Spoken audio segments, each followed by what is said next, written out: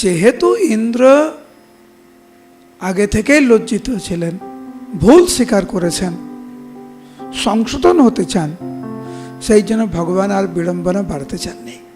আর সেই জন্য ভগবান এরকম একটি সাক্ষাৎকারের ব্যবস্থা করেছিলেন, যেটা হচ্ছে নির্জনে।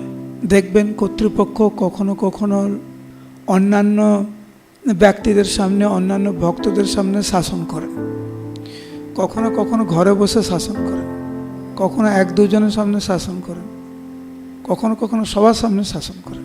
আমি আমার পরমনাথ গুরু মহারাজকে যতগুলো বললাম না, সবগুলো দেখেছি আমি। গুরু মহারাজ জানেন কখন কাকে কিভাবে সংশোধন করতে হয়। মাঝে মাঝে একা একা ডেকে সংশোধন কথা বললে না, মানতে চায় না, 10 জনের সামনে বলতে হয়, তখন অহংকার একটু স্পর্শ হয়। আমরা বাংলা বলে না, মোটা চামড়া।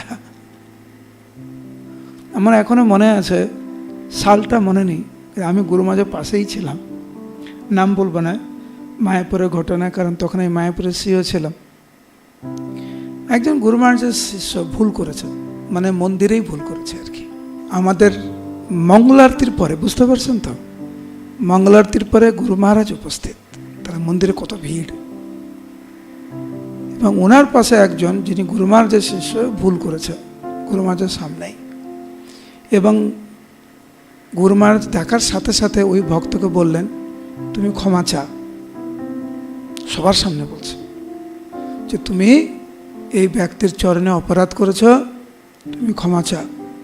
একবার বলেছে, ও ক্ষমা চাইছে না, চুপ করে আছে।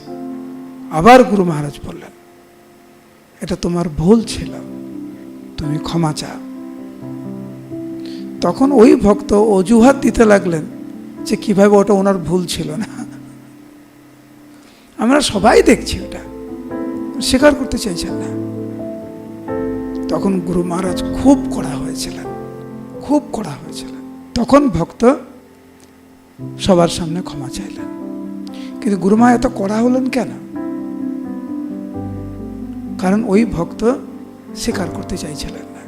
কিন্তু আমি দেখেছি যখন ওই ভক্ত ক্ষমা চাইলেন, জানি না কতটুকু হৃদয় থেকে চেয়েছেন, কারণ গুরু মহারাজকে বারবার বলতে হয়েছে।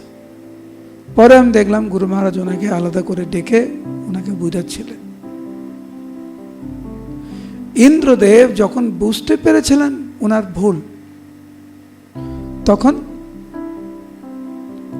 একান্তে নির্জন স্থানে ভগবান সাক্ষাৎকার দিয়েছিলেন।